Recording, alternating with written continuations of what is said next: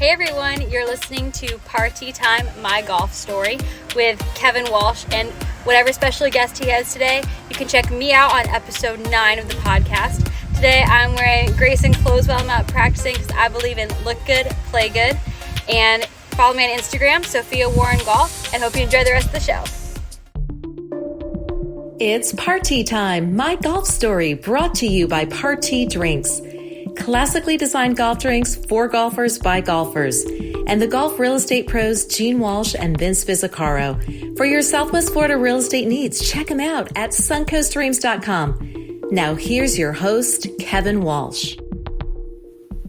Hey everyone, welcome to the program. Our dear friend, our old friend, Dr. Bob Winters is back to talk about a topic that we talked about at the end of July, early August, Tommy Fleetwood. Now, a lot of people thought Tommy was struggling, and the evidence was there that he was struggling closing the deal. And we saw a profound case of that at the Travelers Championship. Those that live in the greater New England area still know that as a Greater Hartford Open, not the Travelers Championship. And some of us were worried about Tommy, like the longer this goes on, it might be hurtful to him in the long run. And then I had a conversation with Dr. Bob Winters, who's coached on the mental side of the game numerous major championship winners. If anybody knows the mind better than Dr. Bob Winters, I'm not sure who it is. He was not nearly as fearful about Tommy, and he saw something a lot different than what I saw on that Sunday in Hartford. So he's back, and we're going to rehash that, and we're going to look forward, and we're going to talk about the Ryder Cup and the pressure that's involved in that. But as he often does, he gets us inside the mind of competitive golfers, gives us the tools that we can use for ourselves, and have a greater understanding of the mysterious side of golf, if you will.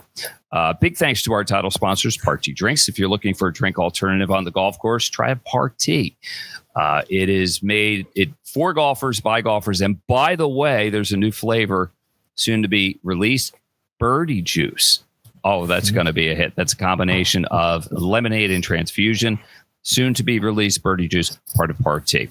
If your dream is to live in a golf real estate community like Lakewood National Golf Club, where this podcast originates from, nobody better than the golf real estate pros of Gene Walsh, Vince Visicaro, and Samantha Walsh from suncoastdreams.com, a division of fine properties in the greater Sarasota area. And if all this golf has you tuckered out and you need to recharge yourself with a cold water plunge with red light sauna or a biocharge or even a really nice massage, BioLit Spa in downtown Sarasota has got you covered. So that's the preamble. Let's bring the man of the hour in, Dr. Bob Winters. So I was going to reach out to you. No sooner had Tommy Fleetwood close the deal at the Tour Championship, but you beat me to it. And I'm here to fall on my sword. I'm here to eat crow. Let's talk it out. Let's go back to Hartford and what I thought I saw, what you thought you saw, and then what happened in Atlanta. Well, Kevin, it's great to be back, with you. And so what I saw in Hartford, was just a great, display of golf competition. That's really what it's all about. It's never over till it's over. And as anyone who's played this game competitively, whether it's at the club level, junior level, college, or even, really top amateur level, just, bringing, it all home, closing the door, closing the deal. It's always easier to talk about than it is to do. And I have seen, many times great players who have had many, many close finishes, and they've had a lot of runner-up, third and fourth and fifth place finishes.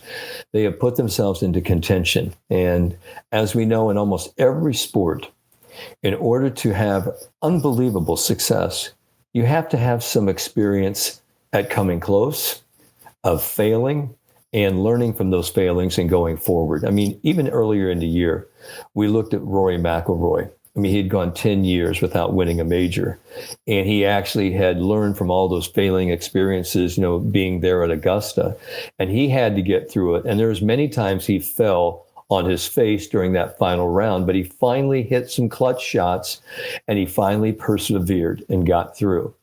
Now with Tommy Fleetwood, I see the same thing. And it's really crazy because I know you do a lot of caddying, but his caddy, Ian Finnis, I believe, had given him just a lot of great, positive motivational quotes during the round. They've been together since, I think, 2016. They've been, childhood friends.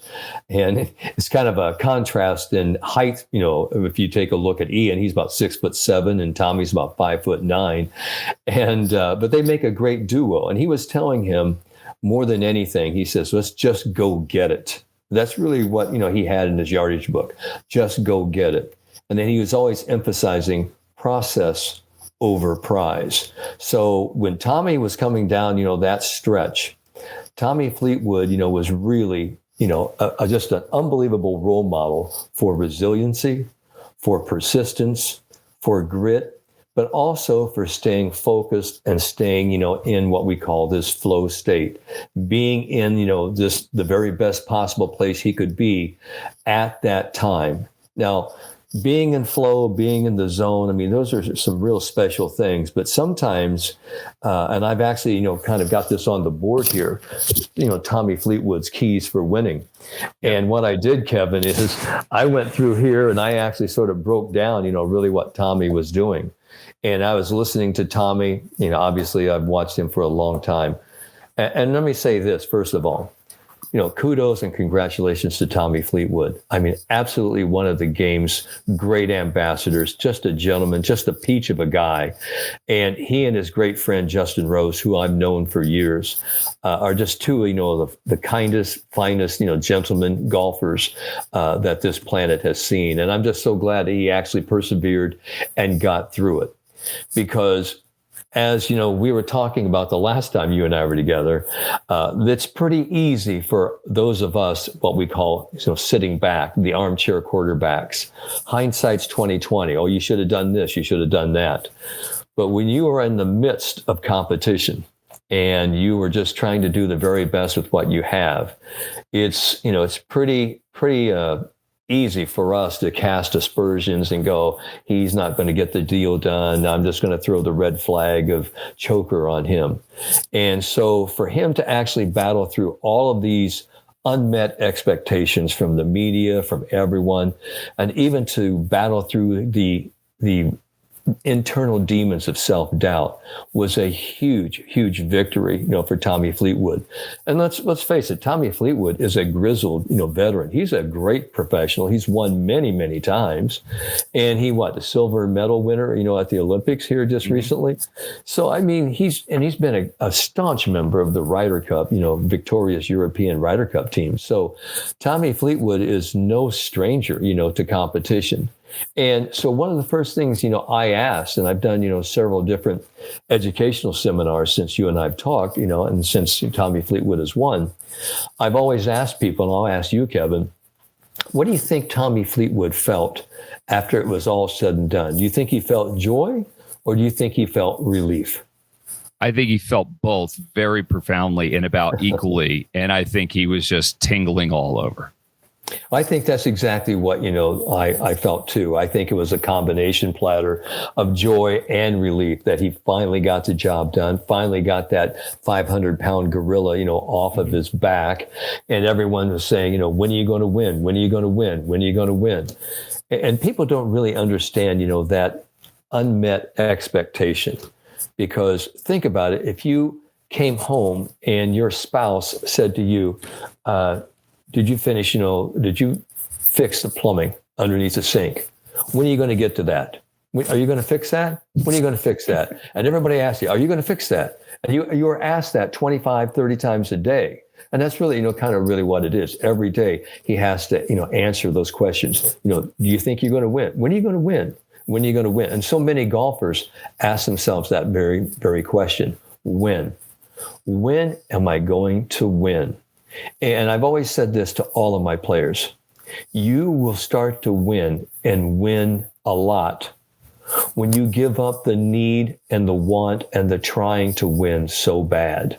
When you actually just stay focused on playing the game, beating the course, beating yourself. It's funny how winning comes to you.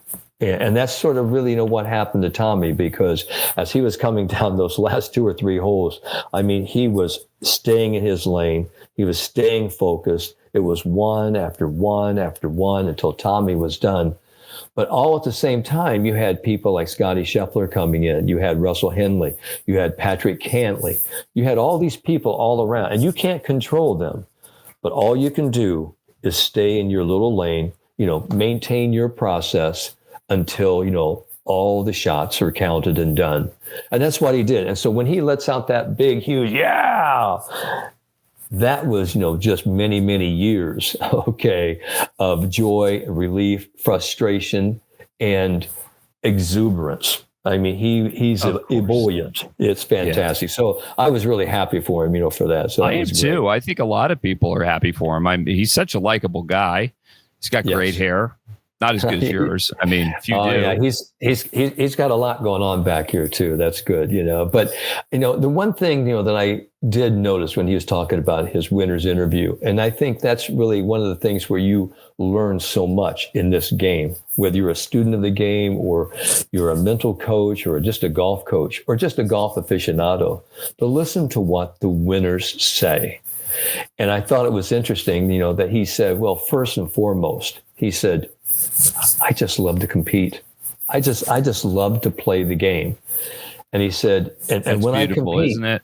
It is. So even though he's kind of getting his ass kicked with the humbling nature of the game when he was going through it, it's not like he's doing something that he hates and he's just like, I've had enough of this. He kind of likes it. I mean, you got to be a little bit off to play competitive golf, right? Well, it's like Hogan said. I mean, recreational golf and tournament golf is like comparing ice hockey to tennis. I mean, they're two totally different animals. Mm-hmm. But I think he says some things here, and I kind of want to pull these out here while I've got kind of a little, whiteboard props. here. Let's go with props. I like props. Joy or relief, I happen to believe it was both. But the first thing he says, listen, I'm a professional golfer, and all my life, I just love to compete. I just love to play. I just love to get in and mix it up. And I think, that's something that some people have and some people don't have. Some people don't really like the whole notion of competition. They don't like to put themselves in contention. It's almost confrontational for them. It's sort of an ego threat. But for a player like Tommy Fleetwood, win, lose, or draw, he just loves, to mix it up and get into the competition. So his philosophy about going in and really striving to win, do the very best he can, and let the chips fall where they may, I mean, that's the first thing he says. He says, I love to compete. The second thing he says, and I think it's really important for all of us, as golfers, recreational, competitive, or whatever, he says, I try and be as positive as I possibly can. He goes, I learned years ago that nothing positive comes out of negative thinking or negative actions. So he was always trying to be positive, and Ian, his caddy, was always giving him sort of positive motivational quotes. Let's just go get it. You're still in it. Let's go. Process over prize. So he had, some support, but his self-talk was very positive, very uplifting. As he's going on in this round, he's feeling the pressure, absolute, enormous pressure like no one could probably even imagine. And he wasn't playing his very best game. So he didn't have his A game, B game. He was struggling. And he said, I had to recenter. I had to reset. I had to adapt. As we know, golf is not a game of perfect. It is a game of confidence, but it's mostly a game of creativity and adaptability. He adapted. He found something in the middle of that round, right around holes 11 and 12, something with his swing. Right. He was even talking about sort of changing his routine just a little bit. Not much, just to make sure, hey, this is what I'm going to do. This is what I'm going to think before I step into the ball. So he adapted. And this is the thing that I think is the most important. He said, I moved through the doubt. The doubt. He goes, the doubt is there. And I hear this all the time from players. And people go, what does that mean? And the very best analogy that I can use for that is that I've worked with some professional surfers before in my career. And when they're out in the water and they're looking for that big swell, they're reading the waves like golfers read the greens. Yeah. They're looking for that swell. Now, when we go into the ocean as human beings, we have to remember one thing. We can drown, okay? And that we're bait when we actually go into the ocean. So we've got sharks and all other sorts of predators in the sea. Oh, you're talking to a surfer. I know all this. Yeah. When you're talking about wave selection, that factors into the score is the wave you select, not just what you do on it. Absolutely. So when they actually get in there, they realize that there's all sorts, of different sharks in the water, all sorts of different creatures. I mean, I live, an hour from, New Smyrna Beach, the shark bite capital of the world. Yeah. And so when those surfers go there in Cocoa Beach, they realize there's all sorts of sharks, white tips, black tips, spinner sharks, sand sharks, lemon sharks, even some great whites have been spotted there rarely. But as they're going through, all of that doubt, all of those sharks are in the water, but they have to sort of disconnect from that and focus on what's the task. What's my job? It's to get up on this board, to ride this wave and ride it and ride the swell all the way in. And that's the same thing, with Tommy Fleetwood. Tommy Fleetwood and every golfer, doubt is all over the place. Do you choose to glob onto it? Or do you choose to stay focused and let, the doubt and let all the interference gate out or drift away? And that's exactly what he did. And he moved through the doubt. And then he did something I think was one of the most important things. He talked about, it's a lot easier to talk about resilience than it is to really be resilient. It's like when we talk about being patient.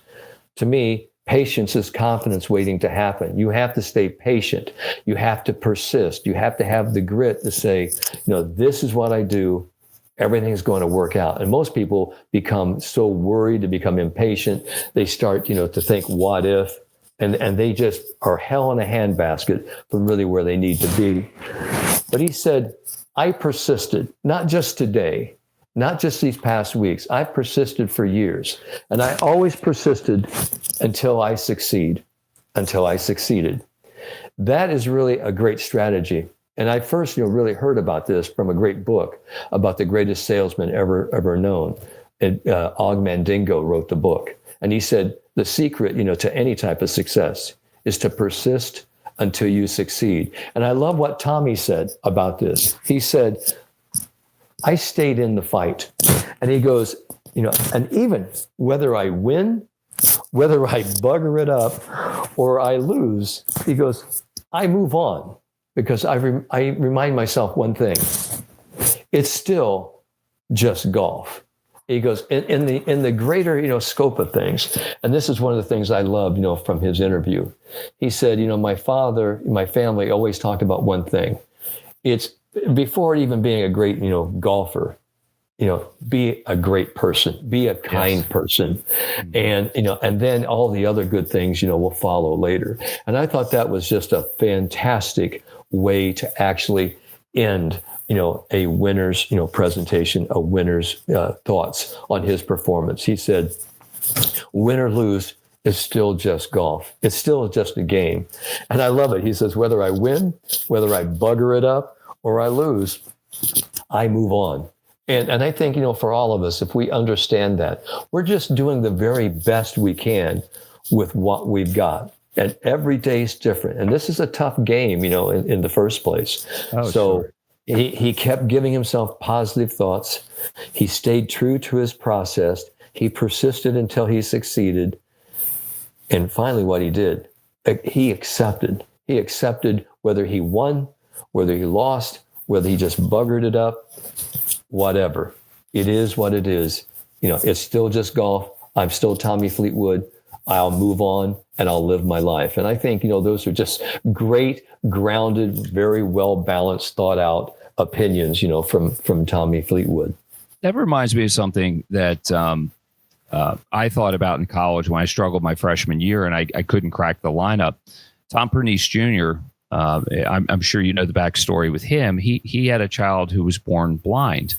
And if you look back at those great UCLA golf teams, Corey Pavin, Steve Pavin were on the team. They were all good, but Tom was the best. He was the one that was supposed to make it. And he probably had the lesser career of them all. And I heard him say one time, I couldn't believe how much of my self-esteem was wrapped up in my golf game. If I played poorly, I felt like I was a bad person. He said, my God, after all, it's just a game. I'm a good person. I'm a good father. I'm a good husband. That's enough. If I could just let that side go of having my results wrapped up in my self-esteem, I should play better golf. It was like a light went off in my head. Dr. Bob, are you familiar with his story? And yeah, absolutely. But it's a story that is just blown up, thousands and thousands of times a year. We just hear the story about, TP. We hear about his story, but think about, all the different, players over the years, who feel like, gosh, I had a great day today. Wow. I'm buying today. This is good. I feel really good about myself. And then when they have a bad day, they go, I stink as a person. I'm pathetic. And I don't want anybody around me. And life's too short to feel like that. And what I'm always telling people, I said, here's the way we have to put things in perspective. I think golfers sometimes have a miscued, what I call par-spective. It's all about golf. It's all about par. It's all about the score. You have to have a grounded life perspective. Most people who've had some sort of injury or some sort of life-threatening illness, it gives you a whole different viewpoint about really what's important. Whether I break 80 or I shoot, 75. I mean, that's not half as important as my health, as my family, as my career, or anything like that. So, I mean, a lot of times I always tell people, listen, you feel like you've had a really bad day. Go to maybe a hospital, to a children's hospital. We have a great one here, the Arnold Palmer and Winnie Palmer, hospital. And you have, these little kids who, suffering, and they're going through chemotherapy and cancer and all sorts of different major illnesses. Boy, I tell you what, you walk through, one of those halls and you see, what they're dealing with. It sure, makes, the game of golf seem, pretty irrelevant. So when I have, people talk about, my self-esteem, my self-concept is wrapped up in my score. I'm always trying to help them develop, different facets of their personality, of their being. Because, so many young players that I'm dealing with right now, when people ask them about themselves, they don't ask about what are my other interests? What are you doing? How's your schoolwork going? And, what are you doing, for fun? They always ask the same things. Are you playing a tournament this weekend? You think you'll win? How you playing? How's it going? How you playing? It's always about, golf. And many of my athletes, and I've got a lot of them now going to college and getting ready to go to tour schools.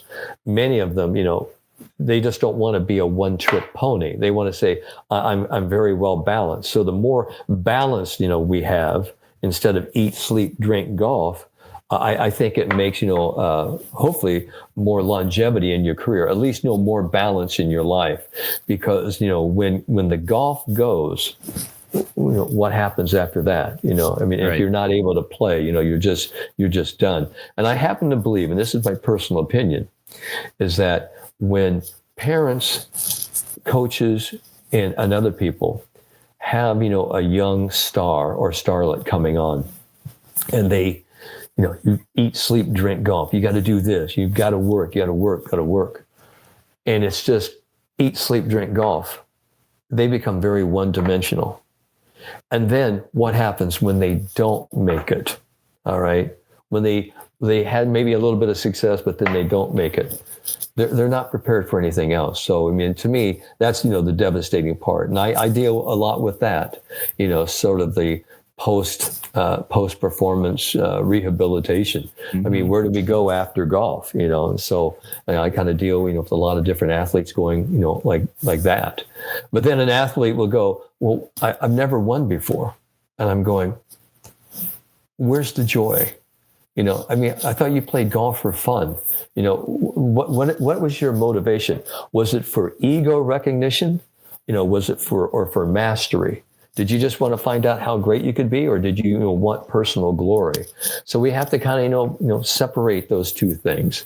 And for me, it's not so much about the destination, about the outcome. It's about, man, I had a blast going out there and finding out how good I could be. And I think, when you do that, fun is the first three letters of fundamental. It's fun, it's mental. Right. I think Bruce Crampton, sure Kevin. Yeah, I think Bruce Crampton said it best. He said the very best quote I've ever heard about the game, especially competitive golf. What's that? He said, golf is a game of compromise between what your ego, wants you to do, what your experience tells you that you can do, and what your nerves let you do. So I thought that was pretty good. What your ego says. A lot. That's deep. That's a lot in a little, but that's it, isn't it? That was Bruce Crampton, great player from Australia. I mean, somebody I really, thought was a great player, sort of a grizzled veteran and tough, because there were a lot of great players, from Australia, David Graham, Bruce Devlin, Bruce Crampton. But I love that. It's a compromise between what your ego wants you to do, what your experience, and competence says, tells you to do, and then what your nerves allow you to do. Man, I hear his voice in my head as I get into the latter years of my golfing life. I didn't know he said that, but I have a similar voice. It's just like, I know what I want to do. I know what I used to be able to do. Then I'm like, I can't do that anymore. And I'm feeling the nerves. So I'm just going to punt it down there. You know what I mean? Just put the pressure on my wedges. One of the things, it's the most common question, that I get asked by all athletes and especially golfers. They say, Dr. Winters, I know what it is I'm supposed to be doing. I'm just not doing what it is that I know. And I'm sitting here going, what? And they go, I know what I'm supposed to be doing. I'm just not doing it. I'm going, well, if you know what to do, then why aren't you aspiring towards doing that? Why aren't you doing that? They go, I don't know. That's why I'm asking you. And so I always, sort of challenge them. I said, well, either you aren't doing it because you're apathetic or lazy, or you don't know what to do, or you have a scotoma, you have a blind spot, and you really don't know what to do. And so let's find out, what you need to be doing, and let's do it. Because I think Peyton Manning said it great years ago. He says pressure, especially, competitive pressure, is something you feel when you don't know what the hell you're doing. So I'm always really big about, why am I doing this? Let's find out your why, and let's really understand why we're doing it. So then when we know what to do, let's go in and let's do it. And that's why Ian Finnis, Tommy Fleetwood's caddy, said, process over prize money. Just go get it. Just beat the course, play Tommy Fleetwood golf, one shot at a time, and let's stick to that process. And lo and behold, Tommy Fleetwood, wins the Tour Championship. Fine, wins of all the things, or like a major, finally wins in America. And I would imagine this would lead to more winning. We said that about Nick Faldo. We know about his troubles in the past. Well, he got that fixed. Same with David Duval. David Duval fell on his sword as many times as Tommy Fleetwood did before he broke through. Do you see a similar path ahead for Tommy, Dr. Bob? Absolutely. I mean, let's not forget Hall of Famer Tom Watson. Tom Watson was known as, a choker. He couldn't close the deal. Goes on to become, one of the greatest major champions of all, Tom Watson.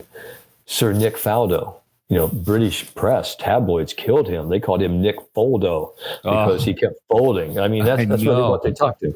Yes. I mean, so listen, I mean, that's what I'm saying. Everybody wants to throw this red flag of BS and go, the guy's choking. He's choking, never going to get it done.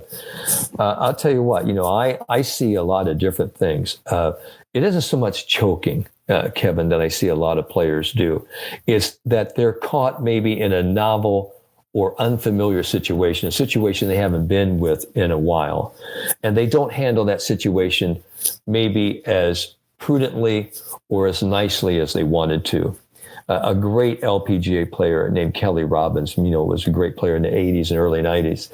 She said, the reason we practice so hard at this game and spend so many hours, diligently practicing this game is so that we can put ourselves in a competitive pressure situation and handle that situation nicely.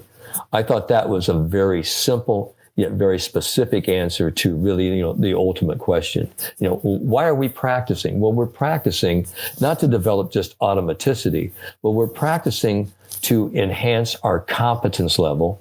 And by doing that, we create, self-confidence, movement confidence. And then we have, the feeling like, you know what?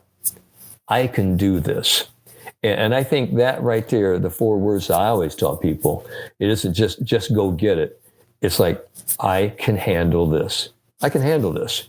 And whatever you face, if you can say, I'll get through this. I can handle this.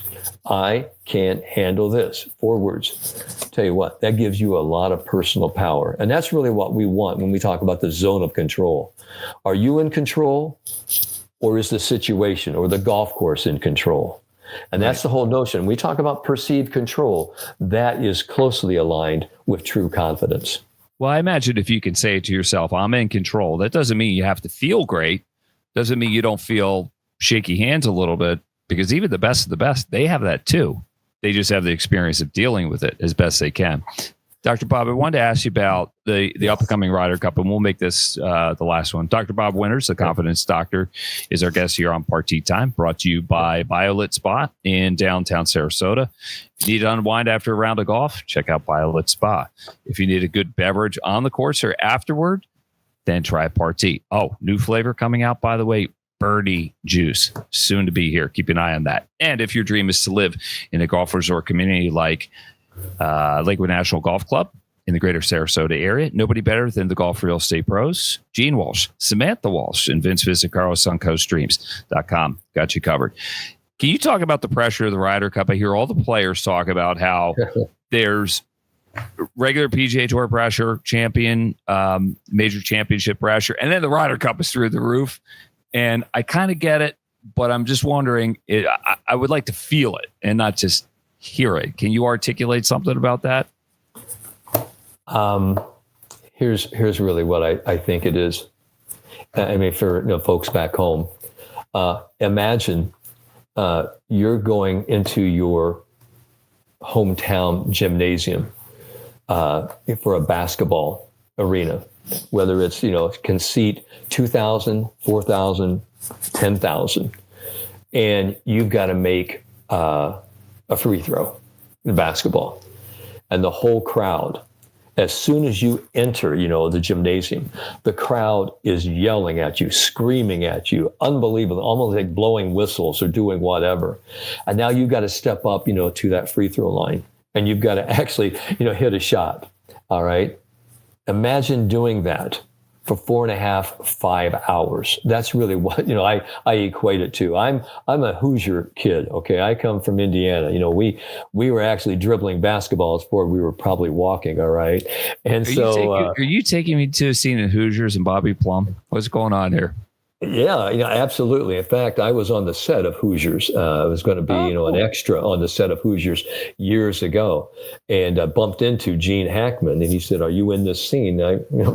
For some reason, I was there, and I go, "No." I said, "I'd love to be," but yeah, the Hoosiers. That's really how it is. It's just so much. It's on you right there, and that's the whole thing. When we're on the football field, we've got, the crowd's kind of up here in the stands, but when you're right here in the Ryder Cup, I mean, people are on you. I mean, they're just really on you. And they are 8, 10, 12 people deep, and they are just fervid, wild, crazy. And it's just a different level of excitement. Plus, you want to play well for yourself. You want to play well for your teammates, for your chums. You want to play well to represent, the Europe, Union. You want to, play well for Europe. You want to play well, for America. You just don't want anybody down. And I got to tell you, the Ryder Cup has created some unbelievable stars that it has. It's also ruined several careers. I don't really want to even talk about that. But I mean, we can see the fallout from players who really were just devastated, who actually went out the deep end at different Ryder Cups.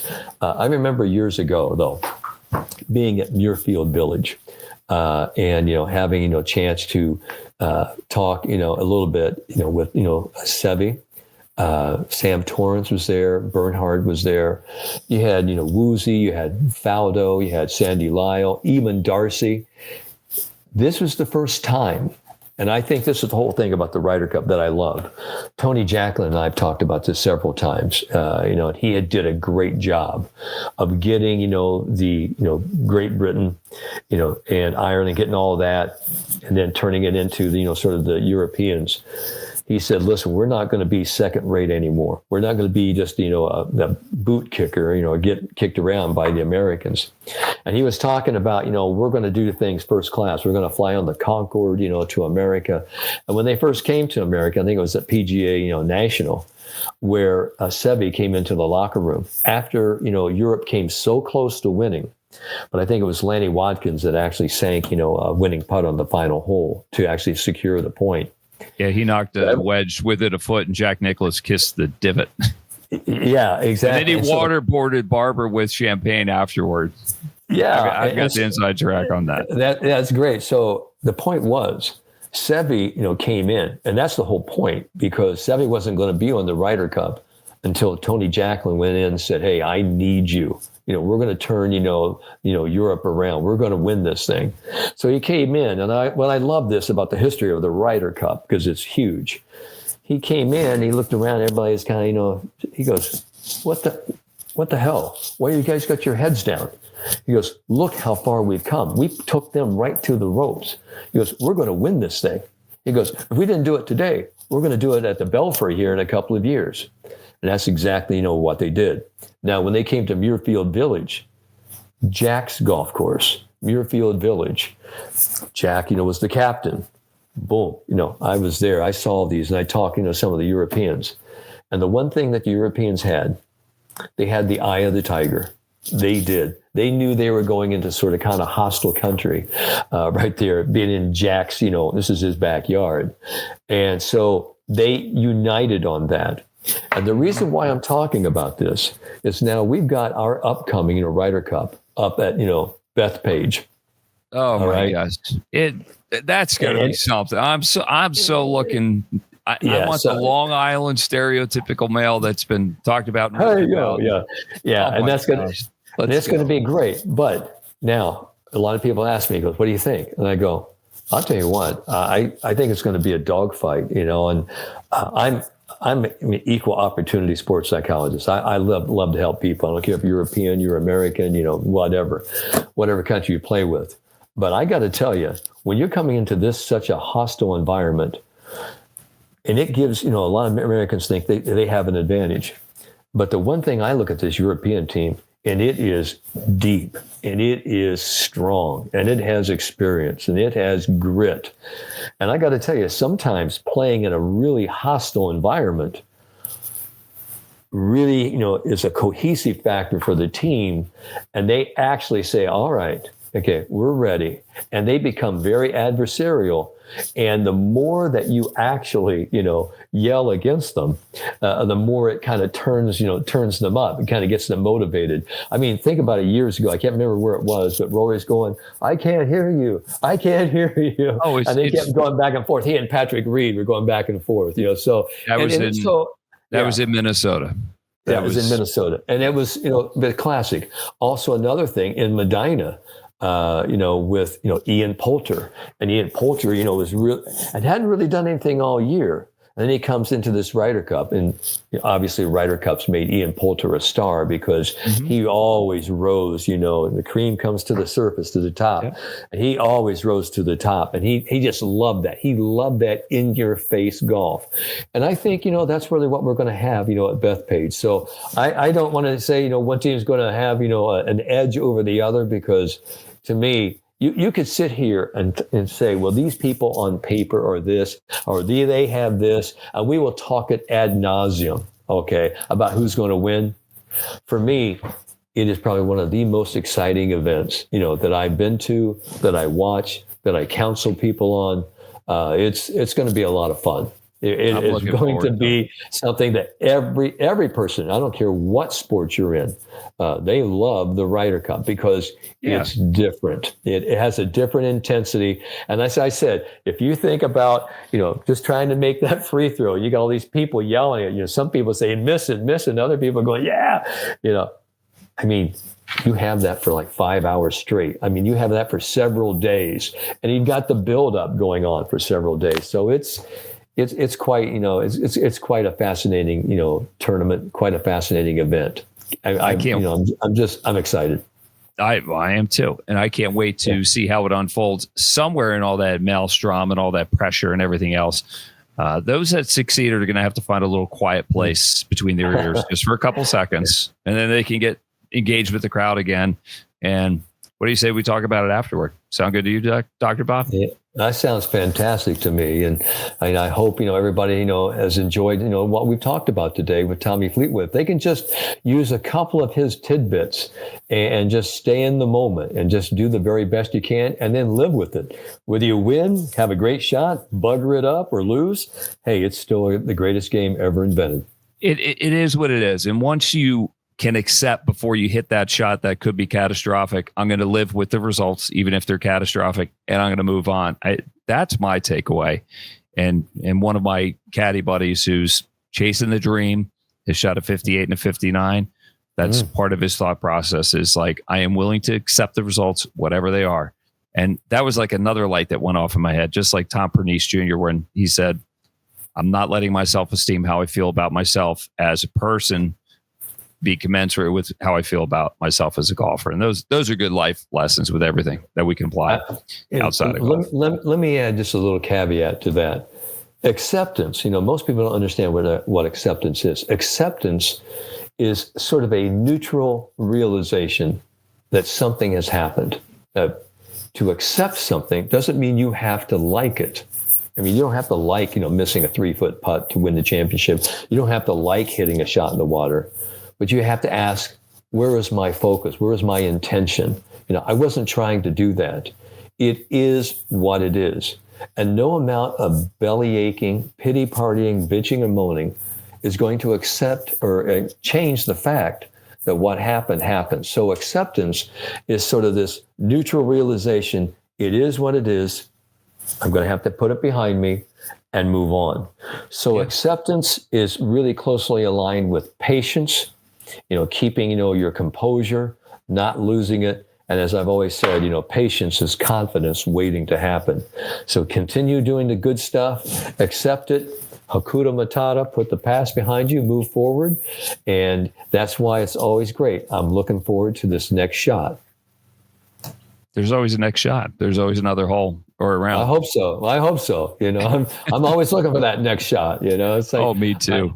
It's like my friend David Ledbetter was always talking about it. And I asked him, I said, how you doing? He goes, it's a lot better, to be taking divots than to have divots thrown on you in the ground, right? Yes. So you're talking about being on this side of the sod. So I think that's always kind of a nice life lesson. So I'm always looking for that next shot for sure, Kevin. Well, yeah, that too. And just life is a gift in and of itself. We're so lucky that golf is in our lives. Always enjoy the time, Dr. Bob. I feel better. I feel better for the experience. I know our listeners and viewers do too. So come on back. Good. Let's talk after the Ryder Cup. Okay. All right. Thank you, sir. Thanks for having me on. Always a pleasure. Oh, the pleasure's all mine. Dr. Bob Winters has been our guest here on Part T Time, brought to you by the Golf Real Estate Pros, Gene Walsh and Vince Visicaro. SuncoastDreams.com. If you want to live in a place like Lakewood National Golf Club, good time to buy. Gene, Vince, and Samantha Walsh got you covered. Part T Golf Drinks. If you want a real cocktail on the golf course and a new flavor coming out, Birdie Juice. Look for it. And if you need to unwind after a tough round of golf, then go to Violet Spa in downtown Sarasota. For Dr. Bob Winters, the Confidence Doctor, I'm Kevin Walsh. We'll see you again next time on Part T Time, My Golf Story. You've been listening to It's Part T Time, My Golf Story, brought to you by Part T Drinks. Classically designed golf drinks for golfers by golfers, and the Golf Real Estate Pros, Gene Walsh and Vince Visicaro. For your Southwest Florida real estate needs, check them out at suncoastdreams.com or call 941-220-4000.